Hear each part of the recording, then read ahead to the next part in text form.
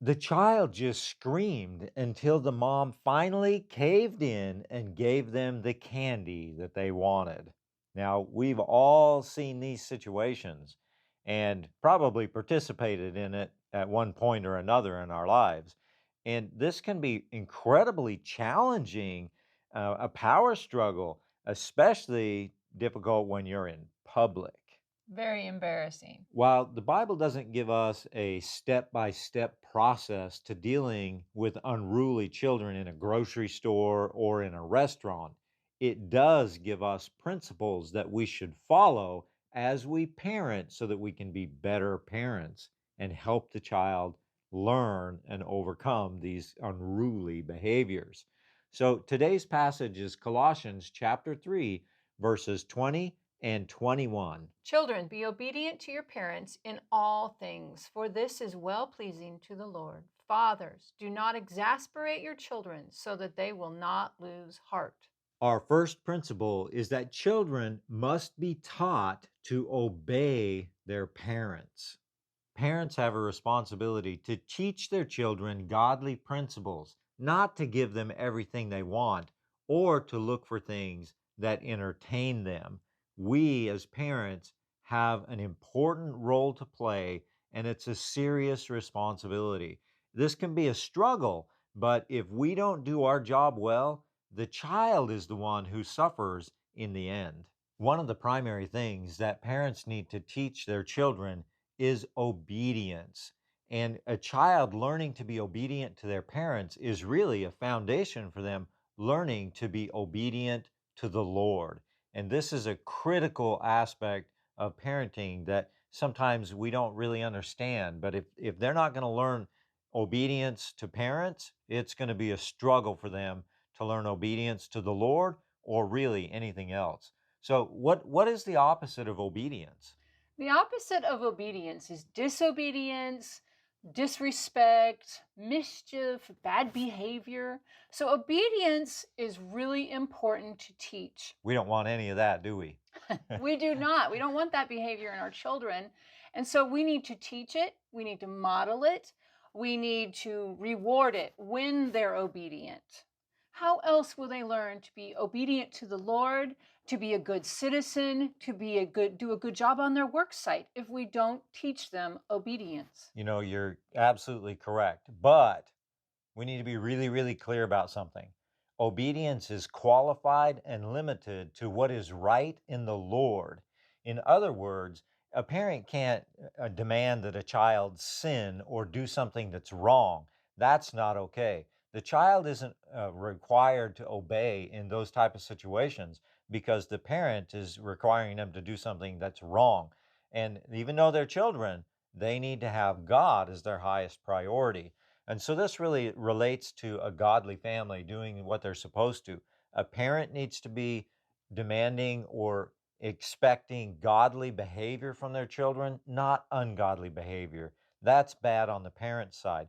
But children need to be obedient to their parent when it is something that's godly. If a child does not learn obedience in the home, then they will struggle to show respect outside of the home in all areas, like their job, law enforcement, with their friends, and with God, obviously.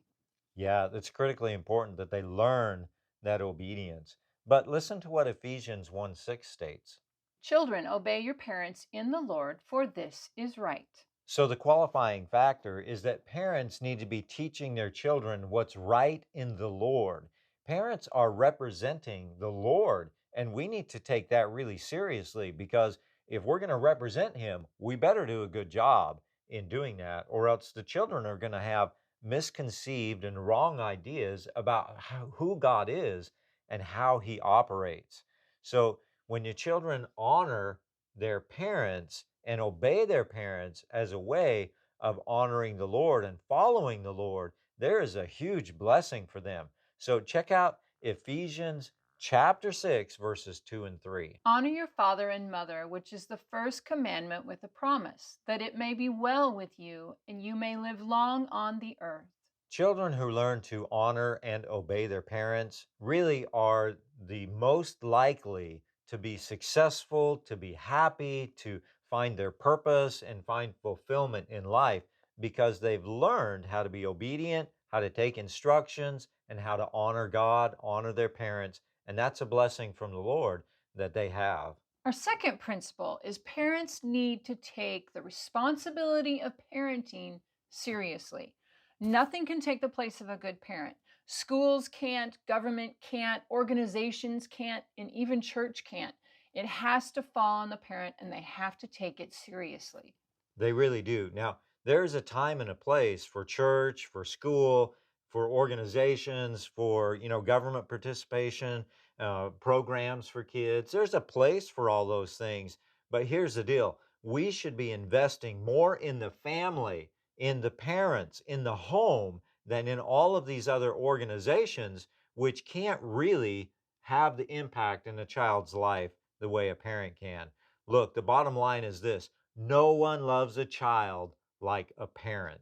It's far more difficult for a child to grow into a healthy, productive adult if they don't have good parents. You have seen this, we've seen this, we've experienced this. When a child doesn't have a good parent, then it's way more difficult for them to get educated, to learn social skills, behavioral things, relationships. It's really, really difficult for them. So we need to focus our energy on being good parents, on teaching good parenting skills so that that child has the most opportunity to grow and learn and to develop in life.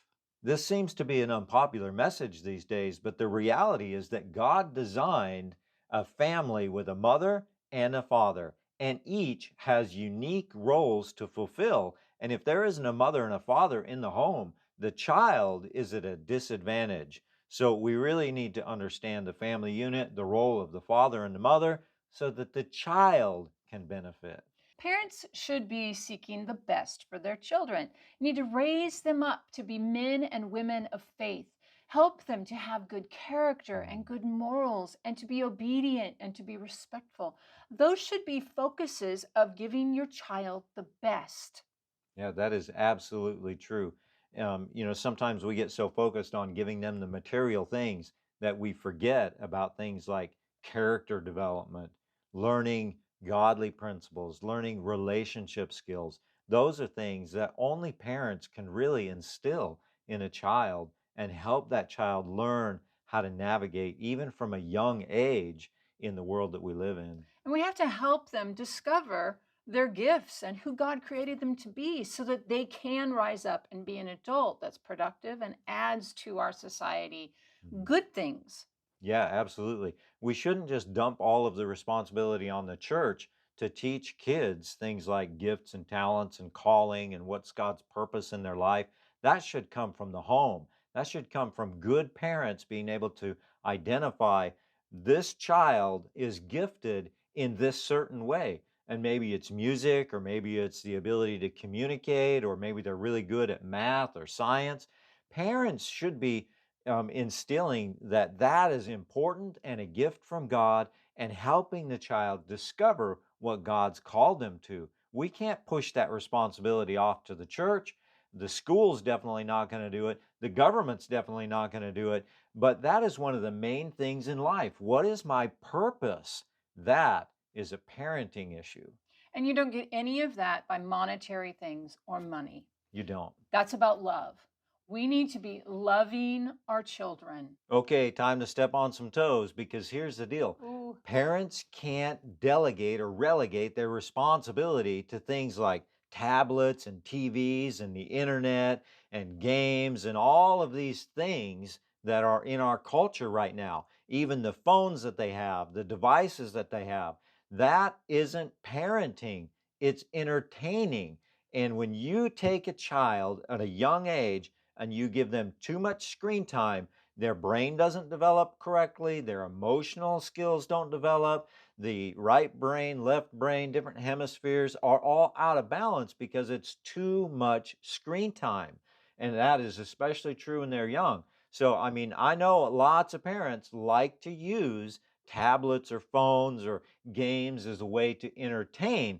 You just have to understand that should be very limited And that is not parenting, that's entertainment. And here's the other deal: most of the time, those tablets and those programs and those things can get hijacked with an ungodly agenda that really can mess up the child. And it's very subtle, it's very slow. Parents don't seem to see that or acknowledge it until a couple years down the road. They can't get the kid to do anything. They're rebellious, they have an attitude. It's a problem. And it starts with your parenting. You have to parent, not just give them entertainment. And that's a very unpopular message in our culture today, that children should not be on devices all day. But I encourage you to look at the studies that have been done about the Mhm. damage this is doing to the children. We need to be parenting, we need to be teaching them to be obedient and teaching them things rather than entertaining them. Absolutely. So get out a board game and play a board game with them and talk to them about the importance of being honesty and not cheating on the rules, things like that. Engage with your kids. Don't just give them a device and let them be entertained. There are those who desire to destroy the family unit by separating parents from their children and children from their parents. And this is happening all the time in all kinds of different environments, whether it be friends, at school, in social programs. It happens all the time. And their agenda is to destroy the family unit so that influence of the parent is not as strong as it should be. And then when that happens, they can indoctrinate the youth. They can create all kinds of programs for them to entertain them. And the result is just absolutely disastrous. One of the things that this group tries to do is to control through chaos. And you can see this if you really take a step back and you look at the results of what they're doing. There's more homelessness, there is more crime, there is more violence, there is more perversion, there is more poverty, there is more mental, emotional, and physical pain than ever before. And then they step in with some kind of little solution or some kind of thing to try to ease that and create dependence. And when they do that, they control through chaos. That is not the right way to go. There is a way to solve that and to counter what they're doing. And the best way to counter that negative agenda is to create a positive, healthy, and strong family unit. Mhm. Parents doing their job, creating a loving environment where they can teach their children, and that is going to be the best counter to what's going on in our culture. Our third principle is to parent with a balance of love and discipline. Colossians 3:21 says this, Fathers, do not exasperate your children so that they will not lose heart. and Ephesians 6:4 says this. You fathers, don't provoke your children to wrath, but nurture them in the discipline and the instruction of the Lord. Both of these passages are clearly addressing fathers. And I just want to take a little rabbit trail here because they should address fathers. But what we see is in the time they were written, the role of the father was way more well defined. The family unit was intact. The mother had a role, the father had a role. And these things were directly pointed at the fathers because the dads tend to be the disciplinarians. The buck stops with me. And so they can be a little harsh. And that's so it's important what Paul is saying to the dads here, to the fathers. But in our current culture, the role of mother and father has been diminished. They've been kind of merged together. There is way more fatherless homes in our country, in our world, than there ever has been. And when that happens, who's filling the gap? The other parent. And so these principles can apply to both mothers and fathers, in my opinion. But it does lean a little bit heavy on the father because the father tends to be the disciplinarian and the mom tends to be the one who just lavishes the love. So, we used to say the mom needs to toughen up a little bit, but I think in this case, These principles apply to both parents. And I agree with you. I've seen the culture change so much over the years that that role, that definition of mother and father is so fuzzy now that I think both mother and father need to really pay attention to these verses. So, parents should not provoke or exasperate their children. And it's easy to do that when we become harsh, when we say hard things to them, when we become overly demanding of things that they can't do. They can't perform as well as what we think they should, and we become harsh with them.